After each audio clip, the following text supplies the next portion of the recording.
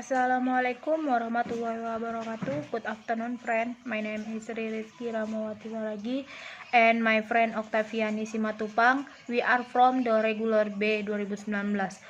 Here we will explain the theory about simple present tense. Baiklah, saya akan menjelaskan pengertian dari simple present tense.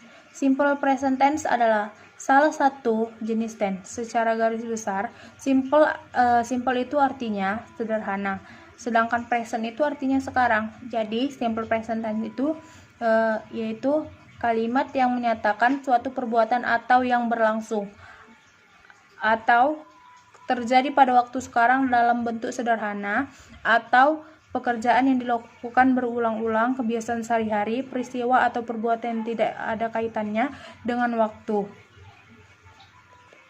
Simple present tense juga digunakan untuk menyatakan suatu fakta atau sesuatu yang terjadi secara berulang-ulang di masa kini atau sekarang. Dikatakan present karena terjadi saat ini. Adapun ciri-ciri simple present tense.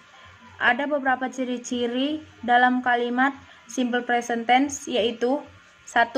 Menunjukkan kegiatan yang terjadi kebiasaan. 2. Menyatakan kebenaran yang tidak dapat dibantah.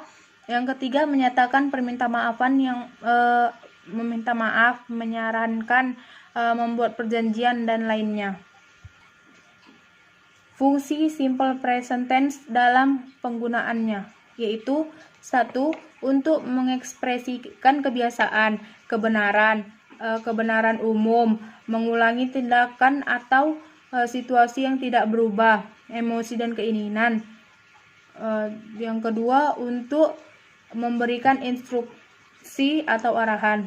Yang ketiga, mengekspresikan pengaturan tetap sekarang atau masa depan. Yang keempat itu ada untuk mengungkapkan masa depan setelah beberapa kata sambung, misalnya setelah, ketika, segera, sampai. Yang kelima itu bercerita untuk membuat pembaca dan pendengar merasa terlibat dalam cerita tersebut. Hello my friends, my name is Octaviani Simatupang. Selanjutnya saya akan menjelaskan jenis-jenis simple present tense dan contohnya. Dalam pelaksanaannya, simple present tense itu terbagi menjadi dua bagian, yaitu kalimat nominal dan kalimat verbal. Kalimat nominal ialah kalimat yang predikatnya atau kata kerjanya tidak menyatakan suatu tindakan atau action, melainkan menyatakan nama, status, sifat, keadaan, dan tempat. Biasanya dalam penerapannya, kalimat nominal ini menggunakan to be atau linking to be yang berupa is, am, are dalam bentuk present. Nah, selanjutnya kalimat verbal atau verbal sentence.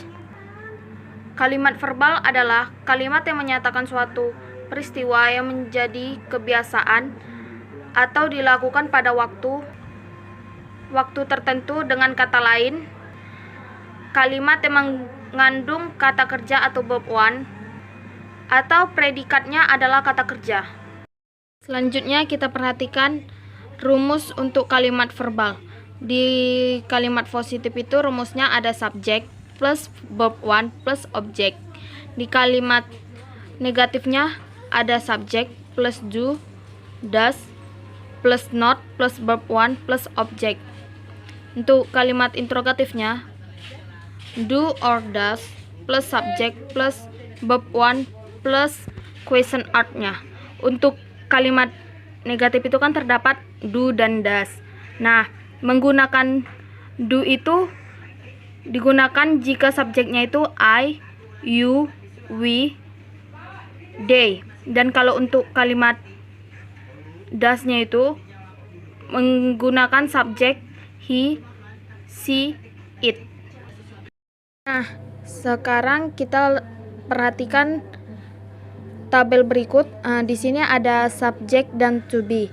Untuk subject I menggunakan to be am, subject you menggunakan to be are, subject we menggunakan to be are, Subjek they menggunakan to be are.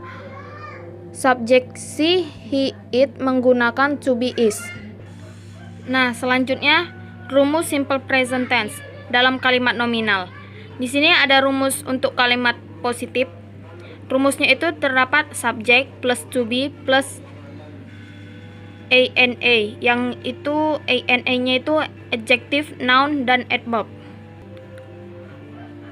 Untuk kalimat negatif itu terdapat subjek plus to be plus not plus adjective, noun, or adverb. Dan untuk kalimat negatif itu ada to be plus subject plus ana tadi plus question art. Hal-hal yang perlu diperhatikan dalam membuat kalimat simple present tense bentuk kalimat verb itu yaitu yang pertama itu she atau is. Untuk subjek she, he, it, dan bentuk subjek I, you, we, they tidak menggunakan akhir i atau is. Yang B itu do digunakan jika subjeknya I, you, we, they.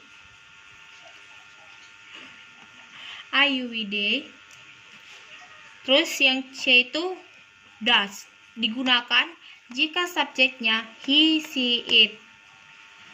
Dan seterusnya dalam bentuk kalimat verbal negatif tambahannya i atau is pada kalimat kerja dihilangkan.